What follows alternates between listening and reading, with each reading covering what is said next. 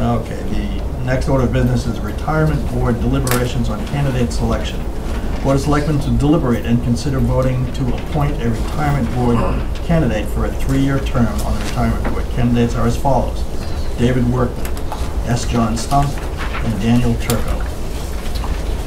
Mr. Chairman, I recommend that we take public input before deliberations. I'm not sure if you want to take public input after deliberations or any point during deliberations. Well, let's hear from the public first, and then we'll talk about.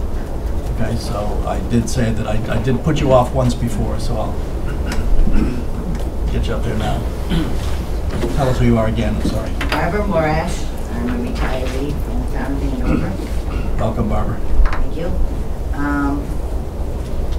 I've been watching, the process. I'm very concerned about the process, as are other people who I've talked to. And I just kind of want to review how we got to where we are now with this appointment. The retirement board did not end up posting for other candidates for the position like you did. And they did not do anything ahead of time to appoint that 5th board member because, to my knowledge, their attorney told them they couldn't, reappoint until his term had expired. So at the time, there was no discussion at the retirement board about the process. No one really gave it a thought about what the process should be, because in general, retirement boards across the state, if there's a current member who wants to be reappointed, people go with that. That did not happen, as you well know.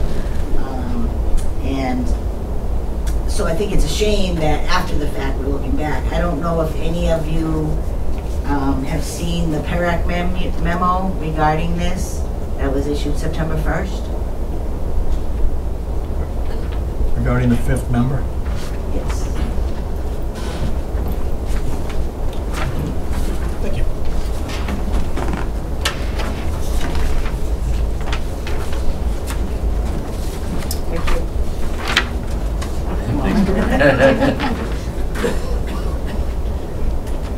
Okay, basically on the back side of it, they do, really strongly advise how a retirement board should go about appointing a 5th member. And if you want, I'll give you a minute. Is there a relevant section here you want us to read? It's awfully hard to read a 2-page memo on the fly. Is there a piece here that you want us to focus on? The back side. The entire back side? No, I underlined something, but that's out of context. Just got through the first page.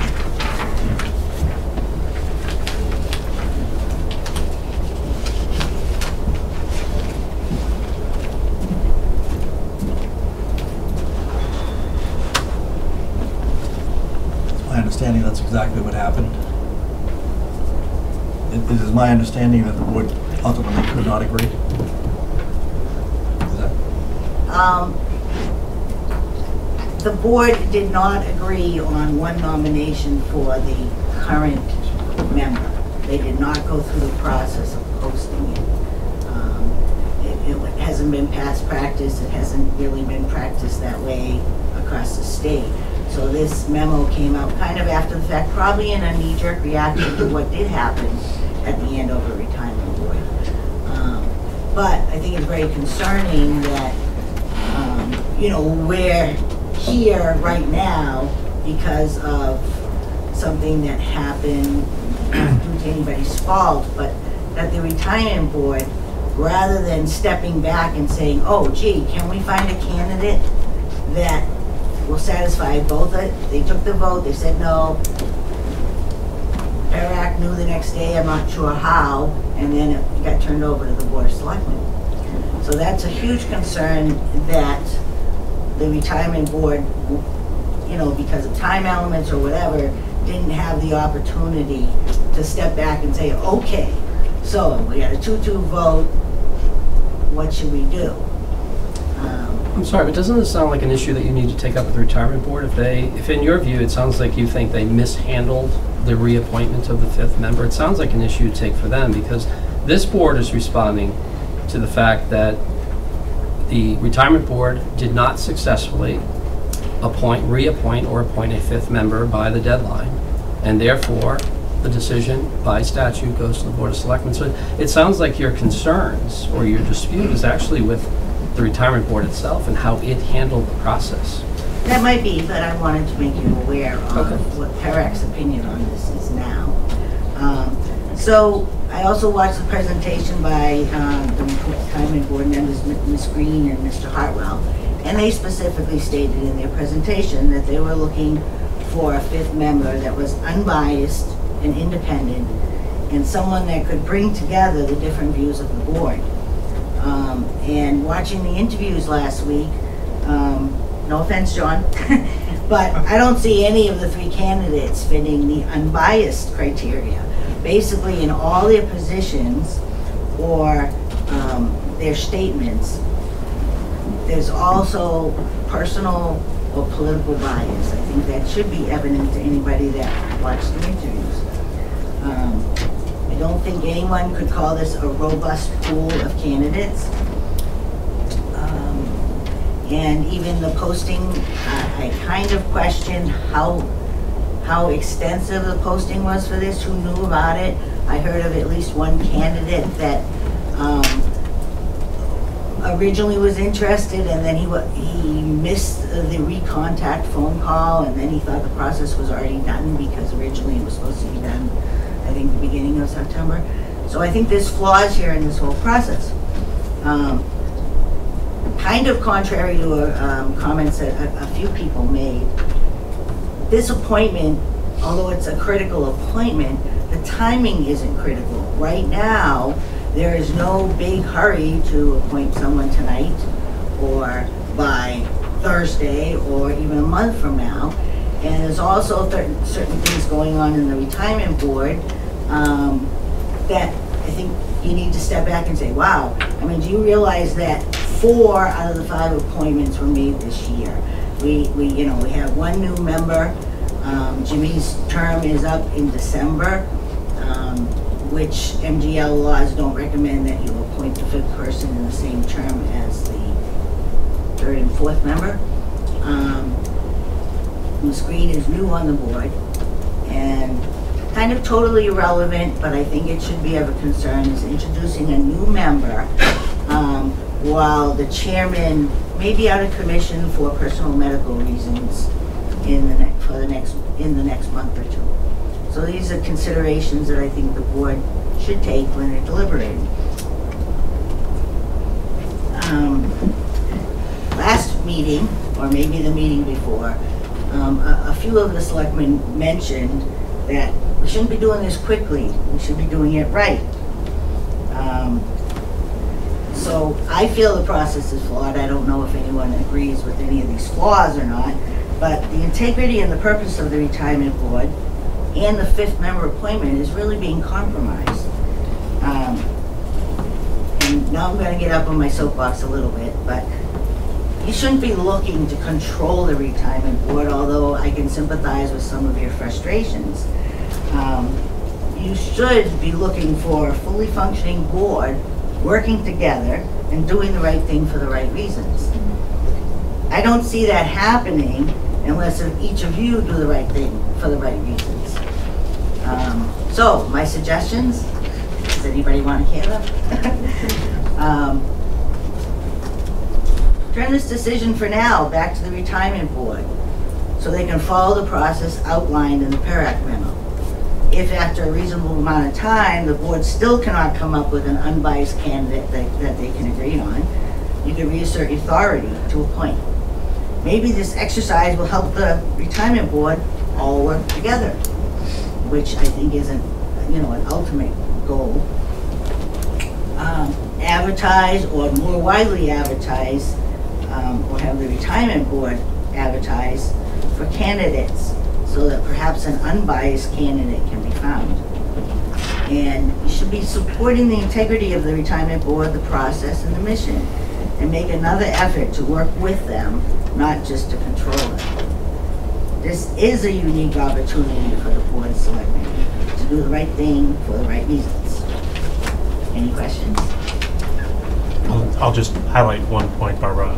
I asked the town manager the question, if the Board of Selectmen chose to take longer to fill the 5th member position, does the retirement board have the right to fill that 5th member position prior to the Board of Selectmen selecting someone? And the town manager's response was no, due to the fact that the retirement board was unable to fill the 5th position. By statute, it goes to the Board of Selectmen. So it is our appointment, so we really can't give it back to the retirement board and allow them to fill it, because it's statutorily our decision now. It's our appointment now. Correct, Dana? Correct. Thank you. Well, I would suggest that someone contact PERAC about that. I mean, we all know that there's rules, but there's also exceptions to rules, and considering their memo, you know, statutorily, things happen. Did that memo come out before or after the retirement board took their vote on the 5th member? After. Came out after, right? September 1st. Yeah, it came out after. And I'm sure it was in clarification, but I think more clarification could be made for them. If you want, I will contact them and see what they say. I mean, we all know what that things are written, but they don't take into consideration exceptional circumstances. And I think by PERAC's reaction with this memo, it is acknowledging that, gee, I guess we never told anyone before that they should be going through this full process. Well, as they say, lessons learned, right? And they move forward, but I think statutorily this appointment has now come before the Board of Selectmen, and it's our fiduciary responsibility to carry that out as quickly as we can. And I disagree. I think we had some decent candidates. Well, I know you disagree. Yeah. I disagree with you. Thank you. Thank you. Sir, Mr. Chairman, will that memo be posted? please tell us who you are, My please. name's Greg Luckman. I'm on Florence Street. Welcome, Greg. Will that memo be posted along with the agenda? The PERAC memo that she just gave us? Yes, well, it's part of the public record now. Okay, So it'll be part of I'll give you mine, because I'll get it electronically, sir. Thank you, Joe. But for anybody else, this will be part of, it is part of the public record now. Dee, did you get one? No? All right, so let's put that in.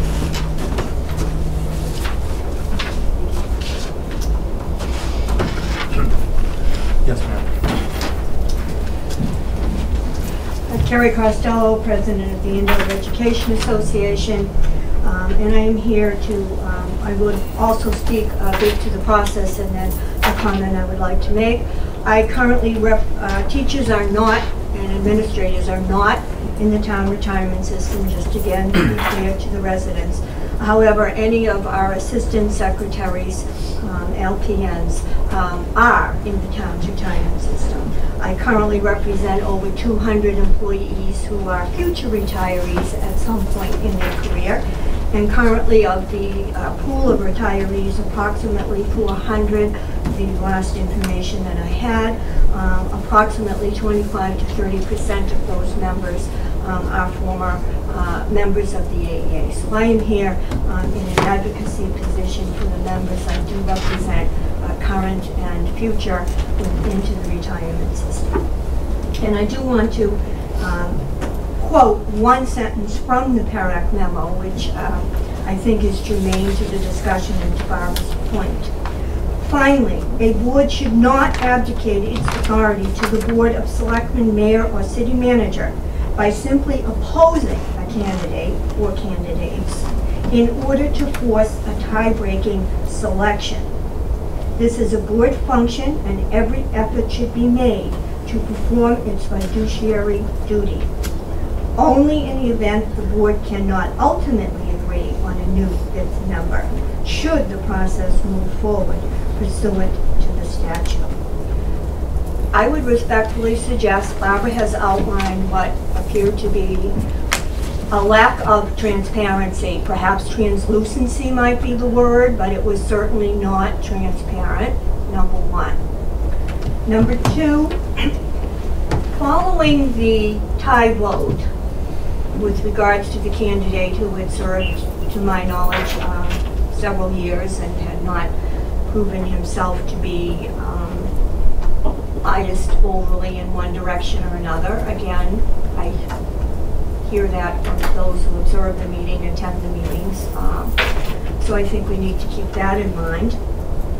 But subsequent to that, 2 members, the ones who are appointed, not elected by the participants, came before this board and made a presentation.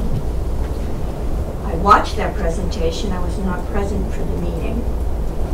To say it was completely objective, room for argument there.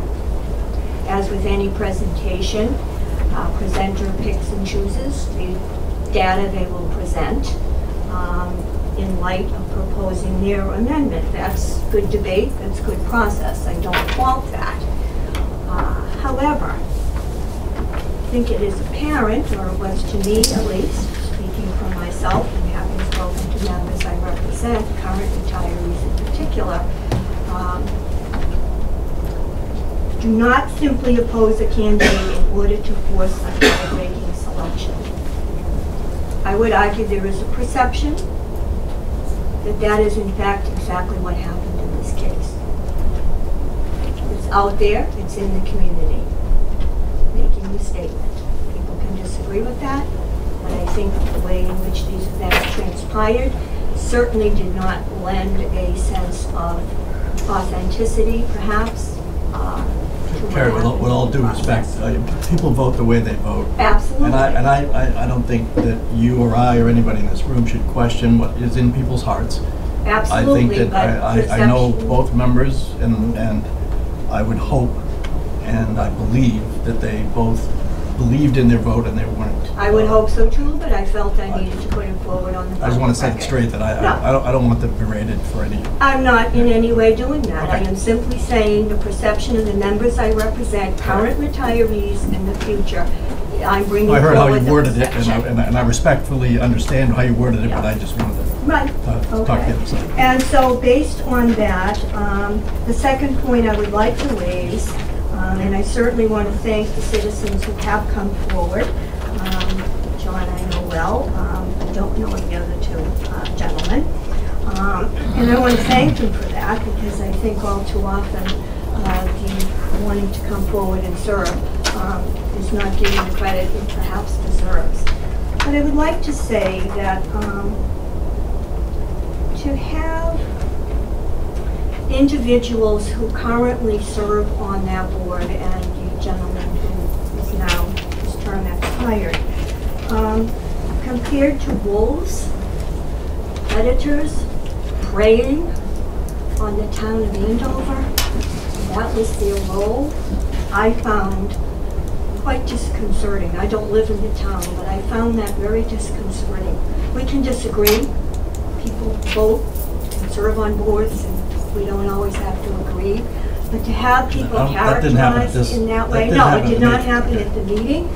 But to do that, I found, I don't know why would a citizen then put themselves forward when social media is going to label them in certain ways. And so I guess I would simply say, I would hope that whatever decision this board makes, and it will not be an easy one, is my guess, in terms of the decisions that are before you, that it will be done in the spirit of civility, done in the spirit of a charge to the person who serves. And the charge is this, from PARAC: a board member shall discharge his or her duties solely in the interest of the members and their beneficiaries. It would be my sincere hope that whatever individual is chosen tonight, or if it is perhaps put to another meeting, that would be the charge that would be in the forefront of your minds as you deliberate and make a decision on one of these 3 candidates, or perhaps you may decide to wait till a future meeting. Thank you for your time. Thank you.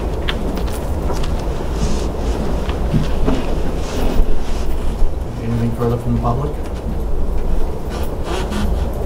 Seeing none, the board? Oh, I'm sorry, I have a... Cliff Patullo, 10 Cheever Circle, future retiree, hopefully pretty soon. Welcome, Cliff. I do believe that this is a flawed process. 20-minute interviews for these candidates for a 3-year term. I asked the board to consider reopening this. I also don't believe they were the best pool of candidates. There's obviously some bias on the board. I've seen that online, posts and everything else. So I'm asking the board if they could bring integrity back to this process. Reopen, get new candidates, and do your due diligence to get the right candidate in there that will be a truly independent voice. And I echo Barbara Morash's sentiments as well. If you do feel that you can't kick it back to the retirement board and you're going to make some decisions tonight, this is what I'd like to see happen as a taxpayer, resident, and employee. Thank you. Thank you. There's another member of the audience. Jane Giffen, Castle. Just for clarity, how many people applied for this job and how long, or this position, and how long was it open? How long was it posted? It was open for about a month. We had posted on the town website and sent out a news alert to everybody who was signed up for news. So there were more than just 3 that... No, this is the candidate. There was a fourth, though. There was a fourth who withdrew. And then there was a couple of people that had applied for the previous position that didn't reconfirm. And we reached out to them, and Well, one of those is the one that withdrew. correct. There was 2. There were 2. One didn't express interest. One withdrew. One applied then. Yeah. And do we know if the one that didn't confirm did he just not respond? He didn't respond. All right, do we know if he got the message in time? Because I believe there was a statement about that, and I've had people tell me that as well, that he didn't get the communication until after the date it was supposed to have been decided. We Because called. he was on vacation. We called as soon as the opening was posted, and we can get you a date. And were you in contact? No. He did not respond. So I look at really I sit back and I think of 4 options that I kind of scroll down, but before I go through those 4 options, Carrie said it, she thanked the candidates, and I think that's very important, to thank the candidates that reach out to put themselves out there. I'll say this is not a comfortable political climate. Unfortunately, even in the town of Andover, it's not a comfortable political climate. So really, I applaud the candidates that reached out to express their interest in this position, as well as any position. I mean, it seems as though there's not a contentious position, a volunteer position in this town. But I really like to encourage people to really look at the boards and committees that are out there. Because we really do need the help, and we need the help of new people, really. So anyway, the 4 options I was looking at is, 1, we can obviously fill the position with one of the 3 candidates that we presently have. 2, we don't fill the position. What's that do? That leaves the current board intact, and the current board continues to work. 3, which I think Barbara Morash mentioned, is, we could go back to PARAC and ask PARAC, hey, is it acceptable to allow the retirement board one more option, one more opportunity to try to fill the position and agree on a candidate themselves? And the 4th option was one that I had mentioned early on, which is we know that there are certain criteria associated with the 5th member. It can't be a retiree, it can't be an employee, it can't be an official of the government. We could, if we wanted to, we could ask Mr. Hartwell to resign his current position. The board could then choose to put him in the 5th position. That would make, in essence, a 4-member retirement board, which would give us the opportunity to expand our candidate pool as we search for additional candidates.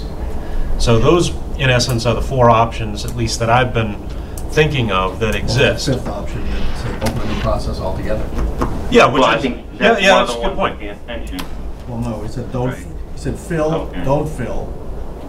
Yeah, well, the don't fill, I guess, would go, with assumption that we will fill it at some point in the future. I mean, I don't know how many years ago, the 4th member of the retirement board position wasn't filled for a period, I think, of about 2 years.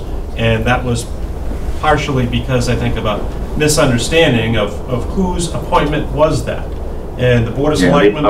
Yeah, the Board of Selectmen about, I don't know, maybe 4 years ago, Alex, maybe? You asked the question, Dan. Yeah, I mean, I raised that issue because the retirement board position had been empty for, at least a year. And, worked with the old town manager to really clarify that the fourth position is a Board of Selectmen appointment. And that's what kind of got the Board of Selectmen engaged to, and we selected Mr. Hartwell at that point. Right. To your point, I think to leave the current board would be, would require the Board of Selectmen to vote to put that person back on, since it was a 2-2 vote. I don't think that's an option unless the board re-votes and not 2-2. I do want to say that, to the point that was made, that I want to also thank the candidates that we had, and I think leaving it open for 30 days, I know there were other people that were interested, but they were worried about the time commitment. I know I got some calls, and people were just asking about the role, but I think leaving it open for 30 days is pretty much past practice for us for all these, and I think we did get good qualified candidates. The one person that pulled out, I'm not sure why he pulled out, Mark Powers.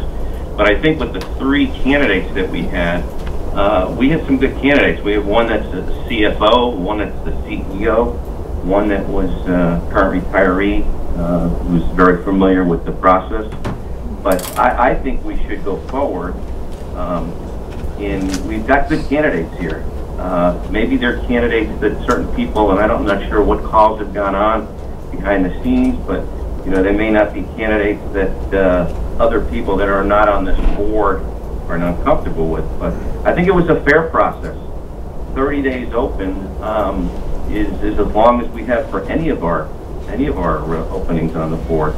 Alex, I believe it's only 2 weeks. I'm gonna make a motion just to start this off, that the board votes to appoint John Stump to the retirement board. He's somebody that has served the town honorably and is certainly a good committee person, whether it's a committee that's contentious or not. So I'm going to make a motion that we appoint John Stump to the 5th member of the retirement board.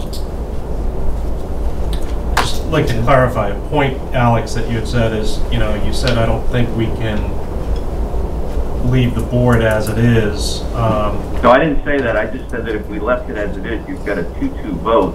There was a process of fair vote taken by the retirement board, and it was a no vote, essentially. So my point was that I think Bob mentioned it flips over to the Board of Selectmen. It's a no vote. So right, they did not successfully appoint the 5th member. Well, right, but we understand, though, the way that the law is written is that 5th member continues in their post until a new person is appointed. Right, exactly, until the Board of Selectmen appoints the vice. Yep. Yeah, I just want to go. And all I'm saying, I know I'm with you. All I'm saying is I just made a motion to appoint the 5th member. Yep, okay. And I don't know if there's a second there or not.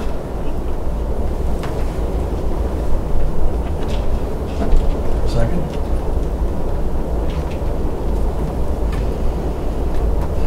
There's no second? Apparently there's no second, so want to continue on? Yep. So if I could. Absolutely. Okay.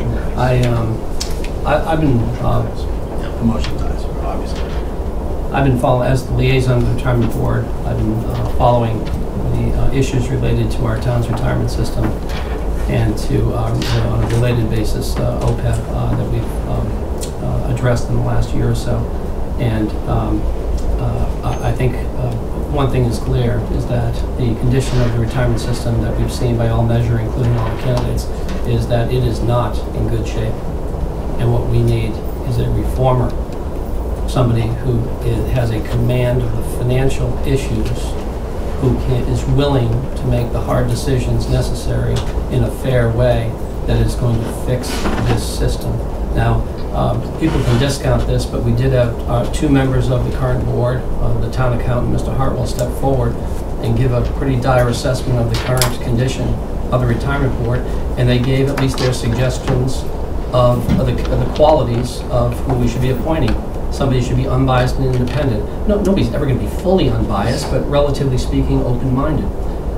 Offer options and solutions to bring together different views of the board, bring potential solutions to help address the major financial problems, and bring a new perspective to weigh in on the current issues facing the board. In my view, there's only one candidate that we interviewed that checks all those boxes, Mr. David Workman. I don't know Mr. Workman. I didn't know him before he applied to this. I think he said hello to me at town meeting. That was it. So there's no prior relationship here. You look at the qualifications. I mean, we should be lucky enough to have people with Mr. Workman's qualifications step forward. 25-year resident, friendly with town employees and what have you, has background in investment management. He's a CPA who has audited pension funds in his background. He's been the CFO for many years and now currently CEO. So he's been actively involved in his company's retirement plans and clearly shows a level of judgment that commands that type of respect to hold those positions. I don't think if we fairly interview all these candidates, there is no other choice. And so I will move that we appoint Mr. David Workman to the retirement board. I'll second that motion. I do want to understand, maybe a little out of order here, I'm a little perplexed. I do want to understand why John didn't even get a second. I'm wondering, Paul, Dan, Laura, Bob, if you can just talk about why you didn't think it was worthy of even a vote for John Stone. Well, the chair does not make seconds. Well, I know you disagree. I know you disagree, but it has been my practice not to make seconds. But you don't have a problem with John. You just didn't want to second it for procedural reasons. I've known John for many years. I think he's a terrific guy. Alex, you can ask, but I'm not sure what value it has. It has no value to go forward and to talk about our reservations we may have to talk about them publicly. I just don't think there's a need to do that. I hate to say it, but I agree with you. I hear that, but no, we as selectmen, you know, we internalize a lot of things. We have a lot of information that you're not privy to because not all of our thought process occurs as a board. You know, we have individual conversations with people. I completely agree. You know, I mean, we don't really have to explain why, you know, we choose to make a certain decision.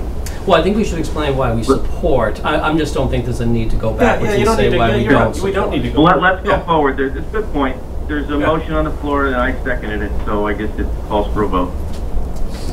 I want to know if there's any further discussion.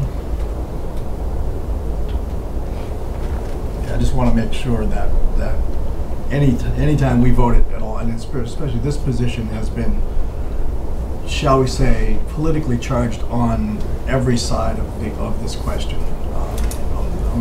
Any member of this board is going to be severely lobbied by both sides of any question, and my sense is that someone has to be completely, unquestionably, and absolutely independent. So that's the only thing that I will say. And I would argue, Tom, that this Mr. Workman checks that box. I'm not aware, unless somebody else is, of any reason that Mr. Workman would be qualified. Tommy just told you that he wasn't going to. You call me Tom, so. That's what I was trying to. You call him Tom. I'm sorry. It's all right. All right, so I'm going to call for a vote. It is seeing no further discussion. Anyone need to? Mr. Patullo? Yeah, I'll just say that I respectfully, Cliff Patullo, 10 Chiba Circle, respectfully disagree with this being an unbiased candidate. Very well qualified. You gave you gave an excellent account of his qualifications, but his picture's on your personal website, so you do know. I'm sorry? Your picture's on the town. His picture is on the town. Because I endorsed him when he interviewed for this process, for no other reason. Okay, I just wanted to say that. Just as if the newspaper called me saying who I liked, I would have said who I liked. Yes. Terry Costello, Andover Education Association. I would respectfully ask this board to consider not so much voting against Mr. Buckman or any of the candidates, but to extend the process open and consider some of the options that were presented by Mr. Kowalski. Because perception can become reality, and there is perceptions out there around this process that is not fair to a candidate either, I would suggest, or appointee to come in that circumstance as well. Paul, you should call for a vote. Yeah, I would call for a urge. vote. There's a woman speaking. There's no discussion after a vote's been made for the Board of Selectmen. No, I have called for discussion between a vote. Beforehand. No, after a second, I can call for any more before the vote. I can call for any further discussion, and I typically do, and that's what I'm listening to. But And thank you for, I don't need to say anything else. It's an interesting proposal, but procedurally, there's a motion and a second. The vote must be called. I understand that, but Okay. That was going to be my response, Yep. is that we have Sorry, I thought it right. Seeing no other, call for a vote. Bob? Yes. Dan? was- No. Laura? No. Alex? Yes. All no. 3-2. No, so the motion dies, and I guess we have to consider where we go from here, and I guess all of them. Do we have any other nomination? Well, I didn't hear any. Are there any other nominations? Mr. Turco is still left. No vote for him. If I may, what I can do tomorrow is propose a process to the board to go back out, and I'll provide an outline of what that process will It look is like. not, I mean, it isn't horribly time sensitive. I'd like to do it as soon as we can and get back and see if we can get more candidates. We'll get you some. I think it's worthy to note that I don't know that Mr. Turco can come back since he was not, but I think Mr. Stump can because there was no vote taken.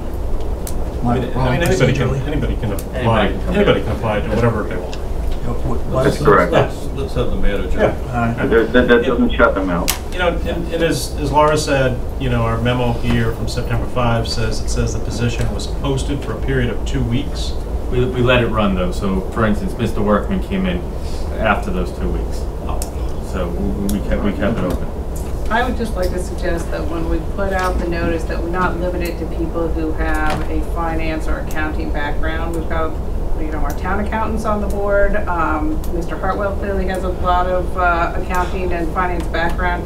That this board the retirement board makes a lot of policy decisions, and a smart person who's willing to put in the effort and listen to the professionals that are hired by the board would be a perfectly appropriate person. I don't think it needs to be somebody who's got an accounting background.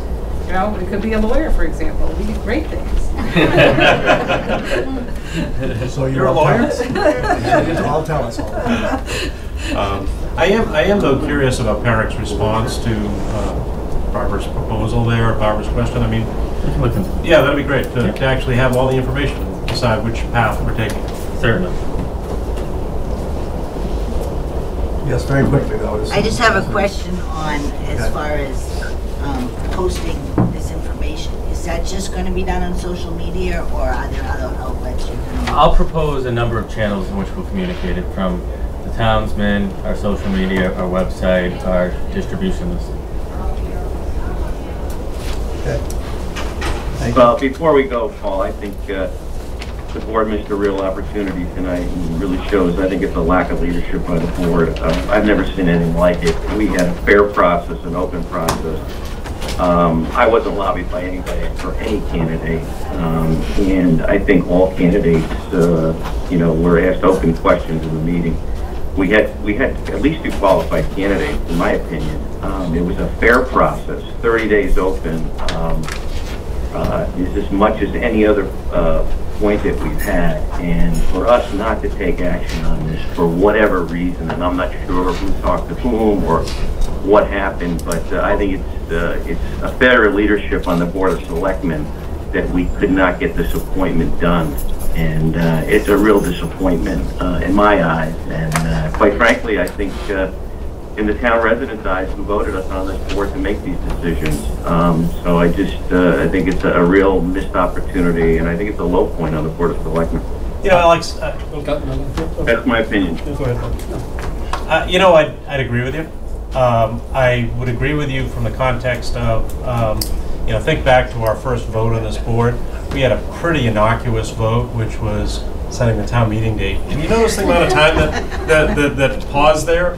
You know, what that tells me is this board needs to work better together, and we need to be better leaders, all of us. And really, you know, I'll say, you're always going to end up on the downside, you know, but you just accept it, you move on, and you continue to champion your cause, but you do it in a respectful manner. You know, like this whole water thing, I don't agree with it, but you know what? I'm gonna deal with that later. But this board needs to work better together. Well, that's true, but I agree with Alex's point, which is everyone's entitled to cast their own vote or non-vote, whatever they choose. But with the candidates we had, what message does that send to candidates like David Workman, one of the most qualified candidates I've ever seen step forward for any board, that not only does the board not support him, but there's no alternative put forward, meaning members of this board have dismissed, 3 members of this board have dismissed this entire panel as being not qualified for their vote. We're not willing to support any one of these candidates. And what does that say? As we go and post this again, to say, yeah, come in, go through the process, sit through a public meeting. I'm prepared to live with whatever the outcome of the vote is, but it is disrespectful and abdication of our responsibilities to have qualified candidates come in to go through a process and not to give them the benefit of a vote, and to have 3 members of this board take no position. No, we took a position. We the other can't thing second is each other's motions. We did last week, I think we did come to agreement that just before 11 o'clock, and I apologize if I'm talking over somebody with the technology, but you know, we did agree, and maybe that was a mistake, I'm not sure, but we did agree to extend this a week. In fact, made an accommodation for you, Dan, that we moved the meeting to Monday night. So there was certainly, you know, the board was cohesive on that. But I think just that we had good candidates here is a real disservice to the community, in my opinion. And you know, going back out again, you know, I don't know what it's going to do, honestly. Yeah, I mean, it's certainly going to take any candidates that maybe you consider, or at least the candidates they're in, it's going to make them think twice about putting this stuff out there. When we make them come in and do a public interview, and I thought the 3 candidates who came in actually did a pretty good job in the interview. We threw a lot at them, and you know, what does that say? Yeah, and you know, I think who really is making the decisions? Is it the Board of Selectmen, or is it people outside the Board of Selectmen? Oh, it's the Board of Selectmen. And I believe this is our appointment indefinitely. There's no reversion back. This stays with us. And again, it's an abdication of our responsibilities as a board to appoint a member. It's to follow one of the paths that I outlined, right? So we could certainly follow another path. Next meeting, if we choose to, I think what would be helpful is if we all kind of go away and think a little bit more about this and bring it back on our next agenda as, you know, what path do we want to follow? If you'd like to make some proposals, Andrew, I think that's a great idea. You know, we do have the other path that I had mentioned as well. You know, we could choose to appoint Mr. Hartwell to the 5th position and open it up to even a broader pool of candidates and go that route if we wanted to. You know, I'd say the one thing about that is it makes a board of 4 on the retirement board, and it's going to make them work. It's going to make them work a lot harder to work together because there's 4 of them. That's what I sit back and think about that position, that route. There's not 4 of them. There's 5 of them. No. If the current member, Mr. Stankiewicz, the 5th member was not reappointed, stays in as a voting member until we replace him. My point was, option 3 was, if we ask Mr. Hartwell to resign his position, we appoint him as the 5th member. That, in essence, makes the retirement board a board of 4 people. And that type of engineering of a vote, I think, is just inappropriate. So I disagree with that option 4 of asking Mr. Hartwell to resign so that then you can appoint somebody. I don't think that is appropriate. Yeah, I don't think that's fair. I don't think that's fair. Going back to PIRAC, again, advocating our responsibilities for an agency that oversees the pensions, I wouldn't support that. I want to Saying know you don't from PIRAC fill it- though, so please find that out for me, Andrew. Thank you. Let's get that. An open discussion of ideas is not, Exactly. it is never a bad thing. If you can think of another option I was saying that I wasn't one of disagree the, with it. isn't one of the 4 options, bring it The forward. option is to fill it, to fulfill our role, our statutory duty But to fill apparently the as a board, role. we're choosing not to do that. Yeah, well, I nominated a candidate, it was seconded. Alex nominated a candidate, wasn't seconded. I didn't hear anything from the 3 of you, so I gather all of you think that none of these candidates were qualified to serve on the retirement board? I thought you said we don't want to go into why I'm people just are asking- selected. So, I'm- you're by asking you a not- rhetorical question by now you not because it benefits supporting- you. So you see none of these candidates that were qualified that you were worthy of your support or nomination? But remember, we're not going By there, Bob, definition, because it that is. was, remember, we're not going there. All right. You know, so- We're definitely not going there. So, anyway. We're definitely not going there. We're going to move on to the next order of business, which